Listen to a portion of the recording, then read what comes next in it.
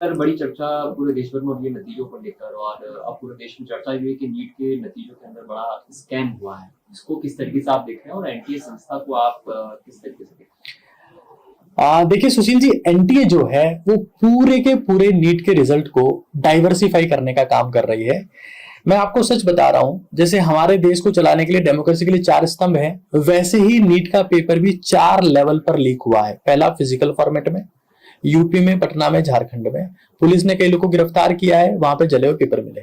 दूसरा digital format में, चाहे वो टेलीग्राम हो चाहे वो व्हाट्सएप हो, वहां पर सिग्निफिकेंट अमाउंट में पेपर लीक हुआ है, जिसको एनटीए मानने को तैयार नहीं है। उन्होंने पहले इसको जो है साफ साफ कह दिया, डिनाई कर दिया है कि नहीं भाई, हम इन चीजों को एक्सेप्ट नहीं करते हैं, पुलिस अपना काम कर रही है, जो होगा सो देखा जाएगा।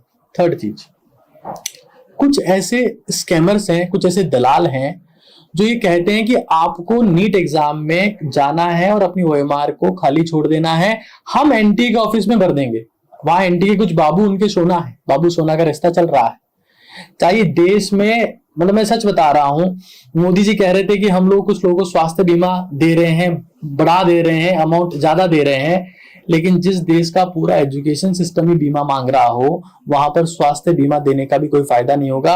कल को आप किसी अस्पताल में जाएंगे, वहां पर आप डॉक्टर पे डाउट करेंगे कि हो सकता है डॉक्टर फर्जी हो सकता है डॉक्टर वो हो जो फर्जीवाड़े से सेलेक्ट हो। आप सोचिए ना कि जिस एग्जाम में पिछले साल 650 नंबर पर 5000 रैंक था, उसमें अभी 650 नंबर पर 50,000 रैंक पहुंच गया। आप मुझे बताइए, अगर एक दिन दूध की थैली 55 रुपए की मिलती है, अगले दिन 550 की मिलती है, तो आप क्या कहेंगे, ये फर्जीवाड़ा है कि नहीं है? एक दिन पेट्रोल 100 रुपए लीटर मिलता है, अगले दिन 1000 रुपए लीटर मिलता है, तो आप लोग क्या कहेंगे, फर्जीवाड़ा है कि नहीं है?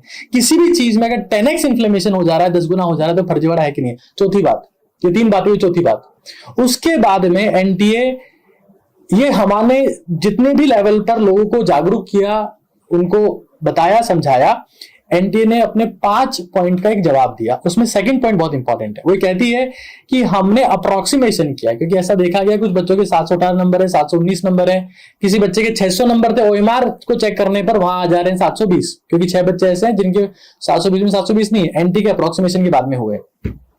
एनटीए कहता है कि हमने 1563 बच्चों को मार्क्स दे दिए। अब आप मुझे बताइए कि जो दलाल ये बोल रहे थे कि आप ओएमआर शीट खाली छोड़ देना, हम वहां भरवा देंगे, और एनटीए कह रहा है कि हमने भी 200-250 नंबर एक्स्ट्रा दे दिए हैं, तो ये दोनों का जब मिक्सचर हो गया है तो उसको सेपरेट आउट कौन करेगा?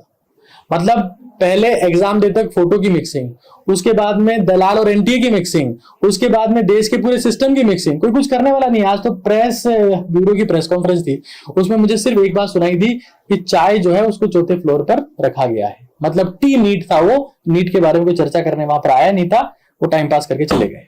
9 जून को नई सरकार शपथ ग्रहण ले रही है और जो एनटीए है वो शिक्षा मंत्रालय के अधीन आती है। ऐसे में क्या कोचिंग इंस्टीट्यूट जो देश के हैं उनकी कोई डिमांड नई सरकार से रहने वाली है इस मसले को लेकर? क्योंकि पेपर हर साल ही इस तरीके से स्कैम में फंसता जा रहा है।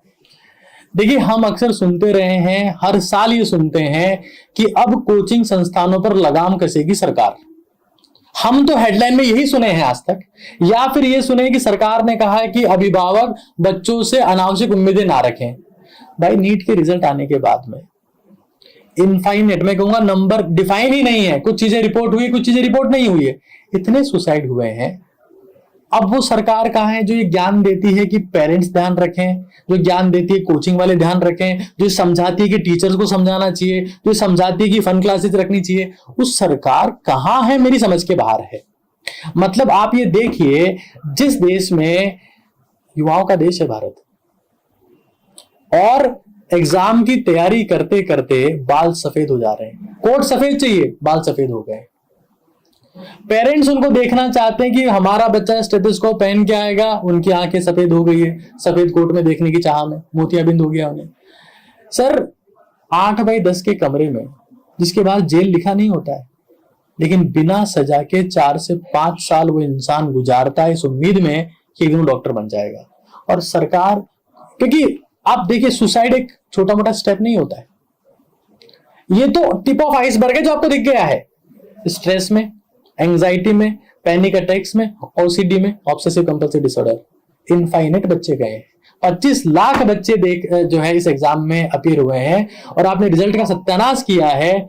कम से कम शुरू के 5-6 लाख बच्चे मान लीजिए साइकेट्रिक पेशेंट बन चुके हैं, और उसके लिए सरकार जिम्मेदार है। सिर्फ सरकार जिम्मेदार है क्योंकि उनकी तरफ से कोई स्टेटमेंट नहीं है, उनकी टेस्टिंग एजेंसी जिम्मेदार है। जवानों के देश को बूढ़ा बनाया जा रहा है, दिमागी तौर पर खोखला किया जा रहा है।